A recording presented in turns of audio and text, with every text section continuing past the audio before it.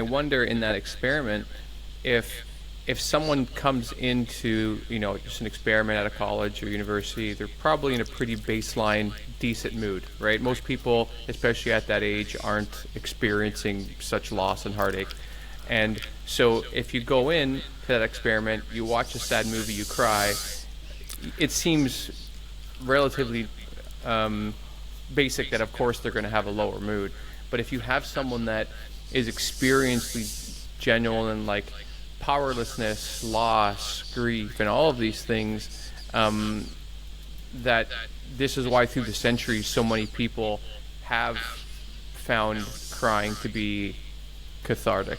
And I'll share experience with me. So last year I was going through something, and I was having a period of a couple of weeks where I was really struggling to get my head around a sense of loss that I was going through.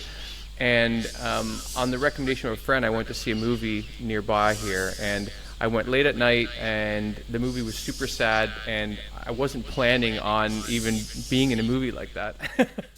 And the movie theater was empty, and I found myself a quarter way through just really starting to cry in the theater, something that I had never ever done. And the movie was gut-wrenching, like Jesus, I couldn't believe how sad this movie was.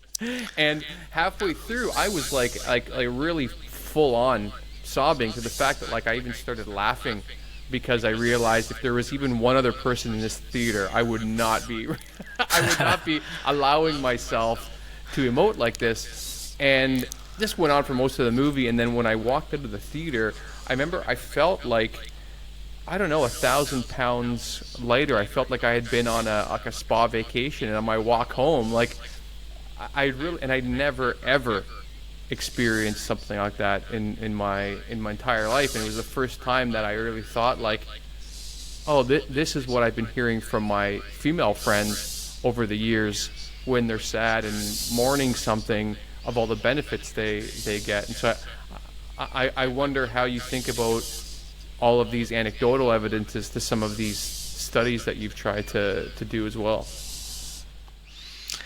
Yeah, well, at least our findings, as far as they are reliable and valid, they led us to the conclusion that, well, if you cry alone, especially in such a laboratory setting, then, well, yeah, you experience that return to baseline, and that can be misinterpreted as a kind of mood improvement, whereas in some way it's not the case. And so we have also done a Mayo study in which we asked over 5,000 people about their most recent crying episode, and we asked them, how did you feel after that crying compared to before?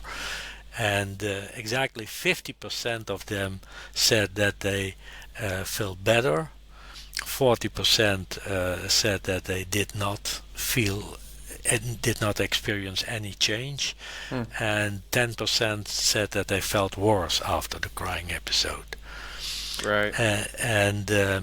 So then we realized that maybe the original question, does crying bring relief? Is crying beneficial? That's not the good question, but that the better question would be, for whom and in which condition does crying bring relief? And Right. so we continued our research by trying out to find factors which determined whether or not experienced mood improvement or not. And then we identified three important factors. First was the mental state of the person. For example, someone who is depressed or suffers from a burnout, he or she will tend to cry more often than the average person, but these people hardly, if ever, will report that they feel better after a crying episode. Right.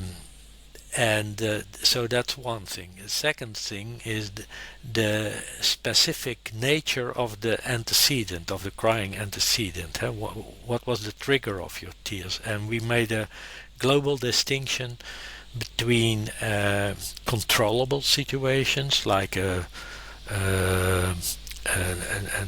conflict situation and an uncontrollable situation like the passing away of a significant other. So that's not a situation that you can manipulate, that you have any effect on. Right. And it appeared that we mainly report that we feel better in the case of controllable situations, but far less in uncontrollable situations. And I think that more or less related to that was a third factor, that is, how do others react to your crying? If they react with understanding and they provide you comfort and support, yeah, of course, then you feel better.